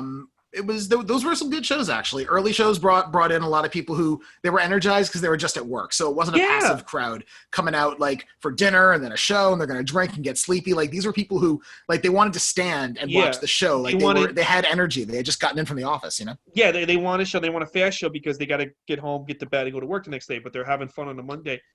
But if you work at home in Long Island and your friend's like, hey, I'm doing a show. I'm doing this big show at Caroline's to Bringer. You got to take the LIR. You got to take the R train, or you got to walk, and then you got to head back. You got to head back, or you got to drive in and pay for parking. And then people be like, "Hey, let me know when you do Governors," because it's no like if you're already in the city. Hey, honey, can you pick up the kids from practice? Because I'm gonna go see Alex Simmons and Ray Goots tear it up at Caroline's. Okay, that's fine. You're already in the city. You're just gonna be home like 2 hours later. But if you're like, oh, I'm leaving and I'll probably be back at midnight from this fucking dopey trip to the city. I feel like people are going to be like, no, why would you? It's going to be hard to convince people. Yeah, absolutely. If people aren't commuting, then the whole cottage industry of getting commuters and getting that after work crowd is gonna diminish. Do you think things will hybrid? Well, do you think things will become a little bit of a hybrid? Like, do you think every comedy club will sell Zoom links to their shows and like comics might perform in front of like 10 people in Caroline's, but they're actually being watched by like thousands of people who bought a link ticket or something? If they perform in front of 10 people like Caroline's, no matter how many link tickets they sell, Caroline's going to go under. So I don't think that's feasible for them. Well, no, but they're also selling Zoom links. Like, do you think the clubs will sell Zoom links and seat tickets for either the same or similar price and hybridize their audience generation? This is what I'll say. Unless they hire a whole new back staff at Caroline's, I don't think they're smart enough to make that go. I think other clubs, 100% yes. I think a place like West Side can have 5 people in that room, and the sound quality will sound amazing. I don't know if you see my Instagram, but I've been putting stand videos of me in my backyard. I had 15 people in my backyard. It sounds like there's 40 people back there. Nice. So yeah, I do think yes, you can have 10 people in certain rooms. Greenwich Village Comedy Club, you have to redo the whole place. Yeah.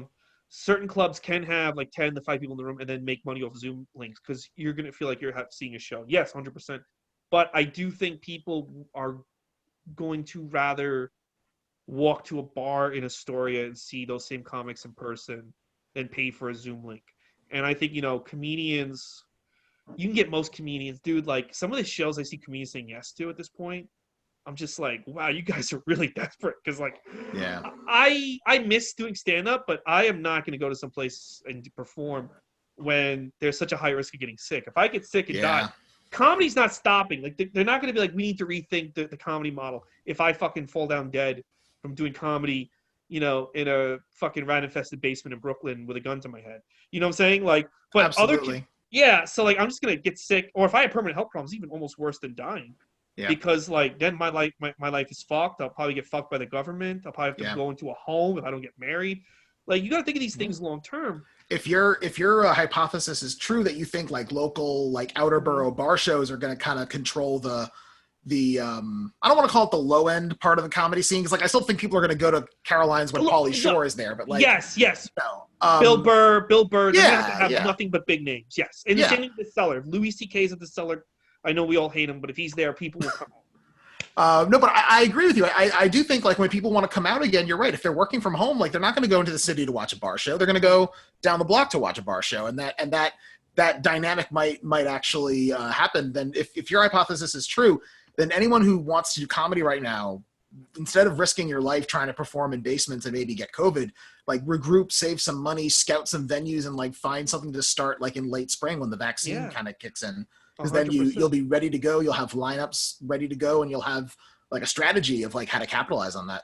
I hit up people to do my backyard that I wouldn't even hit up to do my Monday show at Caroline's. Yeah, I'm talking about really big names, and 90% of them said either yes or I'll do it in November, and then I just stopped because of Cuomo's new regulations. Yeah. But my thing is, comedians will go up. They'll travel. Even some of the best. I think sometimes people produce, they're hesitant to ask Mark Norman or someone else on that level, like a Chris Stefano or something. 90%, 80% of the time, they're gonna choose to travel to the middle of nowhere to do a show in New York City, then sit at home and watch a movie. They're always going to have new jokes in the book they want to work out, you know, like, and you got, it's a pretty much, you don't lose a lot by offering a spot to a big name. If you got access to their DMs and you say, hey, I got this room, you want to come work some stuff out, or even if you got a bit of a budget to do your show. Yeah, they'll say no, but like, they're not going to defriend you. They'll keep you on the hook in case you do hit the jackpot and you have a nice budget and you can get them. Like, there are people who ignored me until I was like, hey, I got $75 spot pay. Come do my show. Do it. Yeah, exactly. Yeah. Sometimes, like they're not going to fight you. Like, how dare you try to give me money? I'm gonna fuck you up next time I see you. No. And I think, it's going to be a point where, if there's a bar in Astoria, there's a bar in Bushwick that's putting up a lineup that's on par with the Cellar lineup. And if people are working from home, I think they're going to go support that venue more so than going into the city and spending way more money to see either the same show or a show of lesser value. Yeah. And I think the 2 drink minimum days are done. I don't think people are going to put up with that. I think everyone will buy at least one drink. I think the better idea is make a place that people want to come and spend money at instead of hitting them over the head with minimums, But some club, like, I'm not going to say the name, but one club has like an $18 minimum and a $30 cover. And I think people are going to be like, no, because I can go to this local bar and they have deals. And I know maybe I'll get to $18, but I'll be 4 drinks in. Absolutely. There, it's like 1.5 drinks in, I'm at $18. Yeah. Once I managed to convince the bars that I was running shows at to give me just a little bit of money for talent, I told them what eventually was true. I was like, you would be really surprised who I can get out here if I could promise $30 and a hot plate to. You know what I mean? Like $30 and a meal, I can get you some people that you saw on Comedy Central last week or on Netflix, like they want to work some stuff out, and they'll come do that for $30, and it'll be better than anybody else in the lineup. Even them working their stuff out is better than half the people on the lineup. Yeah, then you can charge a cover, and then the bar will make money. Really quick, I'm going to wrap it up with 1 second, but I did want to get into what you wrote a lot about. You wrote a lot about changing the restaurant industry. People pulled back. I really kind of thought this was the first time in like 50, 60 years where we can make a significant change to the service industry. We can make a significant change towards how restaurants are run or managed. And nobody went for it. And I kind of feel like we missed that window. And it's kind of going to be like the same toxic bullshit as it always was. Yeah. What were some of your ideas that you presented on Facebook? Sure. Well, let's also call a spade a spade. I mean, I'm friends with a lot of people on Facebook because I'm friends with a lot of comics, but like, I don't think I have that vast a network that I really could have like made some kind of but you had some really smart ideas, and I saw people that like work in the service industry just literally shit on you, and I was like, well, like he's saying this for your benefit, dude. You know what I mean? Yeah. My main thing is that I think I think you're talking about how waiters don't get respect, and you talk about how people like think waiters are not real people. And I think a lot of that comes from the fact that the guest pays the waiter. The restaurant doesn't pay the waiter. The restaurant pays the bare minimum based on what the minimum wage can be based on the tips that they expect to get. Every state is different. But like a lot of the time, like when I was waiting tables, sometimes, most of the time, I will admit, you get pretty regular people who tip somewhere between 15 and 18%, but like, it still happens, especially if you wait tables in a big city or a touristy area. You're going to encounter people that they abuse that relationship. They abuse that knowledge. Just the fact that they know that they get to decide if you make a decent wage for the work you're going to put in for that table. And it could be really shitty sometimes. I think every restaurant, every sit-down restaurant across the nation should just put a gratuity on the check. Put a 15, 18, 20%, something on the check relative to how much money they spent, how much they ordered. You know what I'm saying? And just take that dynamic out of the equation where the guest gets to decide how much they want to pay, because it's already a conflict of interest, And if you look at statistics of tipping, and like Freakonomics has studied this, and like a lot of people have put a lot of thought into this, men tip more than women, white servers get tipped more than servers of color. And it just, the whole culture of tipping is informed by lines of like race and class, and it's bad for workers. I think the tip model that we have right now is bad for working class people, and I think it needs to change. 100%. Now, now to your point, when I had attractive women on the floor, because they pooled their tips at Caroline's, we got a lot more money. And I'll never forget, I went to open up for a big comic. I did my first weekend there. The whole floor was men, and I asked the manager, "How's the money?" They're not really making that much money, and I said, "I'm not going to try and sound sexist, but you got to hire some women. You got to hire some attractive young girls. You should try to hire some college-age girls, because then the money will go up." When I would go out with my friends, and this is before I worked in the service industry. When I was in college, we would go to Applebee's, because we were classy guys, and if there was a woman, there was a hot young girl. My friends would overtip. They would we gotta all put it in 20 or something. Like, what are you? She's not gonna blow us at the end of this. But there was a guy, they'd be like, I don't know why they gave us that. Well, I'm not gonna fucking tip tonight. And you're right. It doesn't matter what that guy did. That guy could have gave us a free round of cheeseburgers. My friend had his head, you're not gonna get tipped because you're a dude. And you're right. I just think that's such a shitty way of doing business. It's depressing because who tips the best? What I've discovered in life is people who tip the best are people who've worked in the industry, or people who know someone who've worked in the industry. I tip 20% every time I go out to eat, because I know how rough the job is. But I still tip a decent amount even if I think a server legit tried to give me grief and was actually being personally rude to me because they were having a bad day or whatever. I still fucking tip. I'm just not that kind of person who can do that, but not everybody knows these things, and not everybody understands what's part of the service and what's not part of the service. You know what I mean? I didn't get a hot waitress. Why should I tip for a not hot waitress? Well, because your not so hot waitress still served you $150 worth of food, or however much you and your buddies ordered and are going to pay for. 110%. And I always say you can judge a person by how they treat servers. The only person ever threw a wrench in that theory was Donald Trump, because I heard Donald Trump tips his waiters very, very well, and he treats them very, very well, and that throws everything in. Either Trump is a great guy and the media is wrong, or my theory is, or that's the one flaw in my theory. So I don't know what it is, because he's a horrible human being, but he treats waiters super well. But most of the time, if you see someone treat waiters like subhuman, or I'm not going to tip him because of this mistake, that mistake, you kind of know that's not a person you want to do business with and stuff. I absolutely agree. And I would say just a further layer on top of Trump is basically he grew up in New York City. He's from Queens. So New York City, it's not Paris. We don't have the kind of well-renowned restaurants that Paris has. Paris is definitely a cuisine, cultural, cuisine center of the world. But New York's got a lot of really good restaurants. So if you grew up in the cultural, well, he's not really cultural elite. He's a piece of shit. But if you grew up rich in New York City, no, he's not. He's a fucking stupid fat fuck from Queens. Come on. But what I'm saying is if you grew up rich in New York City, you dine out a lot, and you receive really good service, you understand what the tipping is for. And even when you go to a diner, you still know it's their salary, and you know the deal. I have met some New Yorkers that don't know that, so it's surprising that he does know that. Well, some New Yorkers just don't go out as a lot. You know what I mean? Yeah. Like some people live in the outer boroughs and they just don't go out a lot. Like that happens. You got New Yorkers who do that. You know.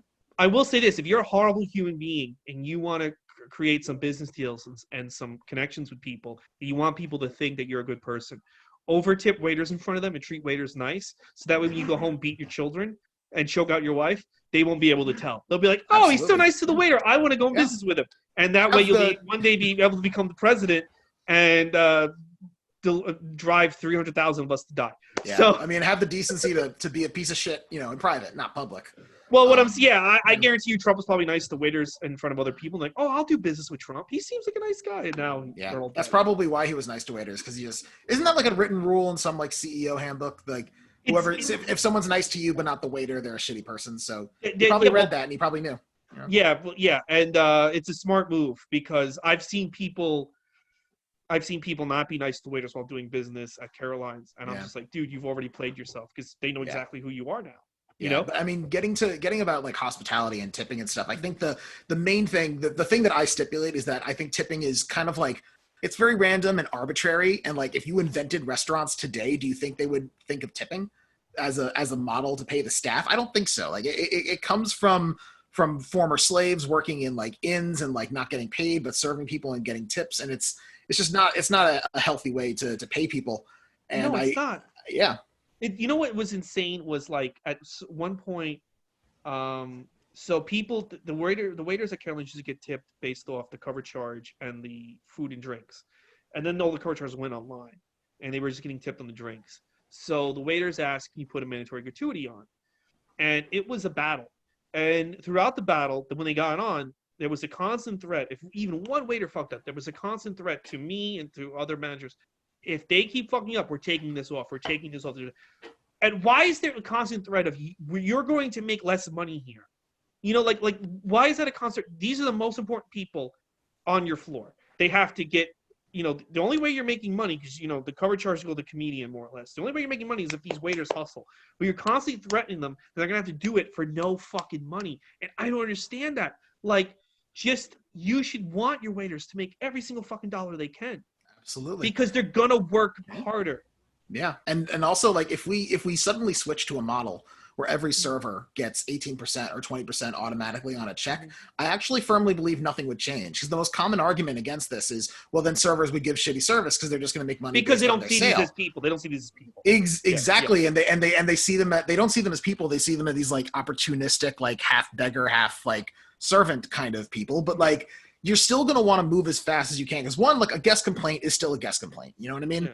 And like most people, even if you're going to give them an automatic tip, if they got good service, they're not going to complain about it. Like I've dropped auto gratuity checks on lots of big parties, and I've dropped auto gratuity checks at like comedy clubs, like for two people. Like most people, if they got good service, they don't give a shit about the gratuity. They pay it. Every now and then you're going to run into one asshole table. It's like, I don't want to tip. You just fucking, okay, we're going to have to eat this one. And you just fucking let it go. That's once every 6 months. It's not a common thing. Absolutely. You just let that person. You don't want tip. Yeah. Fine. Just hope they don't come back. Yeah. And the server still wants to move as fast as they can because they still want to flip tables. You know, they got to flip tables to make money. So they're going to move as fast and give good fast service to flip the tables. They don't want to get complaints, and they want you to like the food enough to come back another time. Because like if you're a repeat customer, even if somebody else waits on them the next time, you'll eventually get them again. Like you want the restaurant to do well, so you can make more money. Nothing would really change except just some people who like to use that relationship to abuse people wouldn't be able to. Can you imagine how insane the argument would be in any other industry? Like, can you imagine like they were like, let's pay Joaquin Phoenix for Joker 2 a flat rate, and the audience in the movie theater will tip them? No, why don't we just pay him $20 million? No. Let's pay him $5 to be in the movie, because he'll act better as Joker. Yeah. If the audience tips him on the way out. Like, how insane would that argument? What are you talking? If you're like, well, the trick is those former slaves didn't become actors, you know, and then payment was optional. Like that's where the tipping comes from, because like former slaves would get jobs at either inns or restaurants or like these places of service, and the people would be like, well, I'm not going to pay you because I don't have to, or I can pay you a really, really low wage. You could beg between the tables as you go and deliver them their meals if you want, you know, like it was inhuman. And then it just kind of kept spreading. Yeah. and you can't get it. You can't get a foothold on this argument because most people, whether they're liberal lawmakers or conservative lawmakers, the one thing is they just kind of see waiters as like stormtroopers. You know, you can see it in a movie where James Bond breaks into like an event, or like Jennifer Gardner and Alias, and she'll just knock out a waiter and put on his outfit, and none of the other waiters realize like, oh, Dana, who's been in our catering service for 13 years, is gone, and there's some fucking random woman walking around with the hors d'oeuvres. Like, you're just like, take this to table 7. Yeah, service people are always background people and Yeah. you know, NPCs in every movie. And that's why you can never get a foothold on making real change in that industry. And I thought COVID would be that foothold, but no. So anyway. Well, look, I mean, you never know. I mean, a lot of people Yeah. are starting to feel the pinch right now and stuff, and definitely if we're going to be in an era where people are ordering in more, you know, like something's more gonna people, have to give. something's going to have to give, but also like people aren't going to want to be waiters. They're going to go work in customer service. They're going to go work in some other industry because nobody's getting tipped right now. That's the problem. And it's not really a survival job anymore. You're not surviving if you're exposing yourself to a fucking deadly disease. Yeah. The whole thing about waiters is, it's a low, not a low IQ, but like you don't have to, you're not running a Fortune 500. You don't have to take the stress home with you. You serve, you leave. Yeah. But there is a lot of stress serving, and there is a certain level of skill. And on top of if you never waited tables before, try to lift one full tray of drinks and see how fucking far you can walk with that. Oh yeah, that's an art. I can carry a ton of drinks on a tray thanks to practice. You know. Well, not the goots. I'll tell you that much. Yeah, and on top of all that, I feel like it should be mentioned also, and the back of house people, like the line cooks, you know, they don't make a ton of money, and they watch the servers make like all these like money on tips and stuff. You know what I mean? So I feel like I should also mention, like, somewhere in this model of improving hospitality, we also got to make it better for the dogs back in the kitchen, because they're making minimum wage and their wages don't really increase. And like I said, like if you want to go somewhere as a chef in hospitality, you got to become part owner of a restaurant or something. So like anything that improves both the way the front of house is treated and the amount that we can pay the back of the house is something that I would absolutely support. Also, the managers need to make more. You know, so many restaurants have managers making fucking nothing, and the waiters are, and that always builds resentment, because especially when the waiter wants to get cut, you know, they'll torture waiters and make them work shifts where there's no money, and they'll be like, well, you make enough money as, I'm not making, because there's a resentment there as a manager. You're blamed for everything. You're trapped there all night long. And, these people who make more money, you have more freedom. They don't take it. They don't take the stress home with them. Yeah. Like if even the bottom rung of the managers don't make as much as some of the servers can make in most restaurants. You need to like pay the managers more. You need to give the managers incentive to be there. Otherwise you just have some fucking, I think most people become managers. I won't speak for us, because I think a lot of people I met who were into managers just kind of like having power. And I think the critical flaw of the restaurant industry is you don't need any experience to start a restaurant. You need money. You just need to buy the permits, the alcohol license. You need to get the real estate, build the restaurant. But like, if your passion is to like make money, because I've worked for restaurant owners that just wanted to make money. They didn't give a shit about serving people. They didn't give a shit about taking care of people. They didn't give a shit about hospitality. They just wanted to make money. And I've worked for people like that. I'm like, you are in the wrong industry. Go sell diamonds, go sell high-end electronics, go sell life insurance or health insurance, or go get into stock trading, because hospitality, you should want to be taking care of people, and you're telling me to do things that have nothing to do with taking care of people. It's all about cutting costs and making money. You should want to give people a good time, and it trickles down, anyway. Alex, where can people find you on social media? Well, they can feel free to follow me on Twitter and Instagram. My handle is @AlexSimmons, kind of like if you're face palming. Oh, Alex. It's a fun little joke I play on myself. And that's pretty much it. You can friend me on Facebook if you really want. I don't have like a public page or anything, but I gotta know you because I don't just pick up random people. Yeah, none of you random Disney weirdos. Random Disney. Do you have a random Disney weirdo following on this podcast? Yeah, it's mainly people from Tumblr listen to this podcast. I have a huge following on Tumblr. Yeah, it's all right, I dig it. That's good. Yeah. Let me ask you this real quick before I give my plugs. A child in 2020, you have a 4-year-old child, 8-year-old child in 2020. Do you recommend a parent show them Ratatouille? Absolutely. I think it's a really fun animated film. It tells a really cool sympathetic story, and it may not have as strong a conflict, writing wise. Like it may be a little unfocused story wise, but there's certainly plenty of spectacle. It's definitely good. It's good for a kid. It's a very fine movie. I love it. Definitely check it out. Even if you're adult, if you work in the service industry, watch this film. You know, the reason why I love doing this podcast, this Disney podcast, Pixar podcast, because all these movies are so different and they tackle different subject matter. You know, the Ratatouille lends itself to a conversation about the service industry. It lends itself to a Absolutely. conversation about waiters and cooks and stuff. You know, if I just did a Marvel podcast, we're never gonna have this. We're never gonna be able to parlay Infinity War as much as I love that movie into a conversation about fucking the restaurant industry. You know what I mean? No, Like, no, absolutely, and that's what's cool about Pixar because you know a lot of their stories. I feel like I don't feel like Pixar makes kid movies. I feel like they make No. adult friendly kid movies, I feel like they make kid friendly family- adult movies. You know, I'll say it's the definition of a family movie because it's for everyone. Your grandfather, your uncle, your drug addicted niece. Your hey, little well, if kid. you're on drugs, you're gonna really love the movie. You know, I love watching animated movies on drugs. Hey, come on. So listen, let me give you my plugs. Guys, if this is your first time listening to podcasts, whether you're a fan of Ratatouille or Alex Simmons or the restaurant industry, check out every other episode. I've done season 1 with Snow White to Frozen 2. This season, we're doing every Pixar film. We started with Toy Story 1. We're going all the way to Soul, which is out actually today on Disney Plus. Not today, as in December 10th. Today is in December 25th when the episode drops. So check that out. And next week, I'm going to have James Altucher on, talk about WALL-E in the end of New York City. You can follow me on social media at Ray Goots. You can also check out the podcast on social media, Goots' Disney Pod. Please subscribe on iTunes. We know the subscribers we can get. Give us a 5-star review, just like the restaurant that Chef Louis ran. And Alex Simmons, thank you so much for being on the show. Thank you so much for having me. Merry Christmas, everybody. Merry Christmas, guys. Happy New Year.